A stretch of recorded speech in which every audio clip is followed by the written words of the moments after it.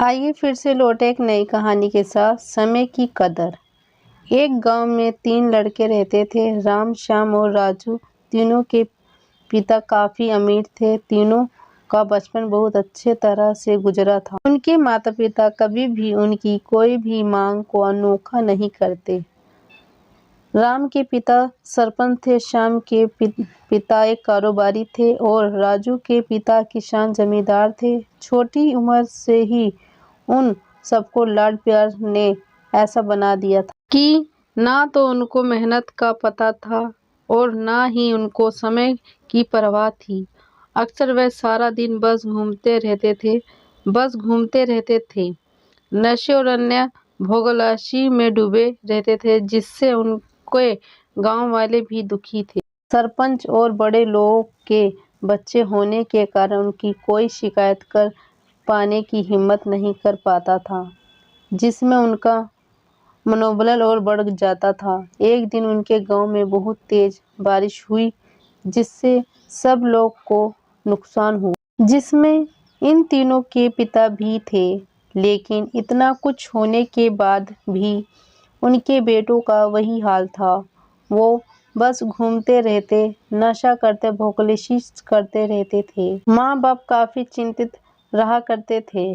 ये तीनों भले ही कितने गंदे थे, लेकिन इन तीनों के अंदर एक खास बात थी जिसकी पहचान किसी को नहीं थी और उनको खुद को भी पता नहीं था।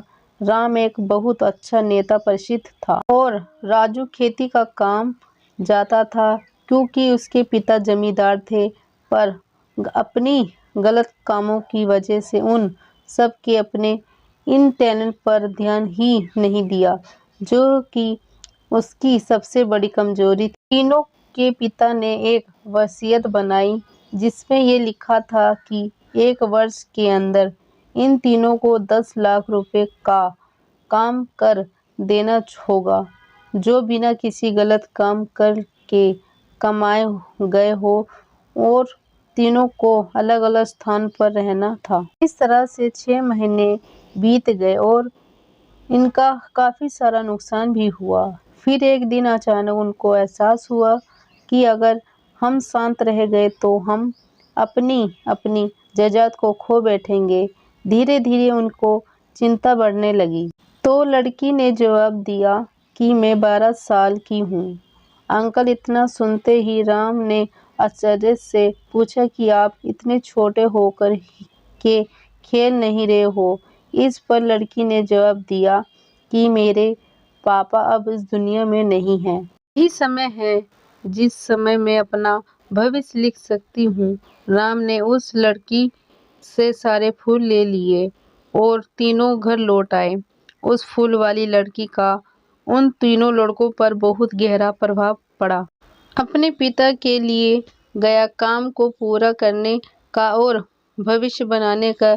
इसी दौरान सब ने सोचा कि अगर बेचे हुए समय सही उपयोग करें तो सभी भी बहुत कुछ किया जा सकता है।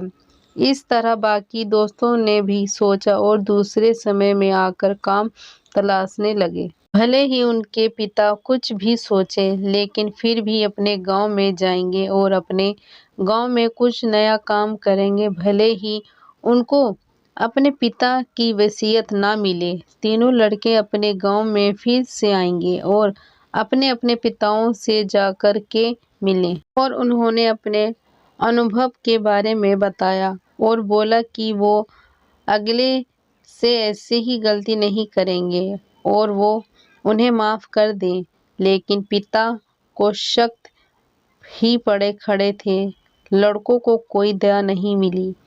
तीनों को फिर से दुख हुआ कि तीनों को अपनी गलती का एहसास होने के बाद भी उनके पिता उनका सपोर्ट नहीं कर रहे थे। फिर से वो रात भर सोचते रहे कि अब क्या किया जाए। तीनों ने मिलकर एक संप्रक निकाली। राम अपने मित्रों के साथ में मिलकर लोगों को प्रॉब्लम को सुलझाने लगा, जिसमें उनका गांव भी समस्याओं का ज्ञान हुआ। उनकी कड़ी मेहनत से गांव के लोग क्या, दूसरे शहरों के लोग भी उनकी तारीफ करने लगे। उनका गांव तरक्की करने लगा। नई तकनीकों के कारण हर वर्ग के लोग से उनका जुड़ाव होने लगा और एक समय आने के बाद उनके पिताओं ने भी उनको माफ कर दिया। दोस्तों, कुल मिलकर कहने का मतलब यही है कि आप सभी समय को बर्बाद ना करें। अगर ये समय आपके साथ से निकल गया तो कुछ नहीं कर सकते हैं और कहाँ समय के पास इतना समय नहीं है कि वो आपको दोबारा समय दे। आप लोगों को ये कहानी अच्छी लगी हो तो लाइक करना, ज़्यादा शेयर करना, सब्सक्राइब करना, कमेंट करके ज़रूर बताना। धन्यवाद।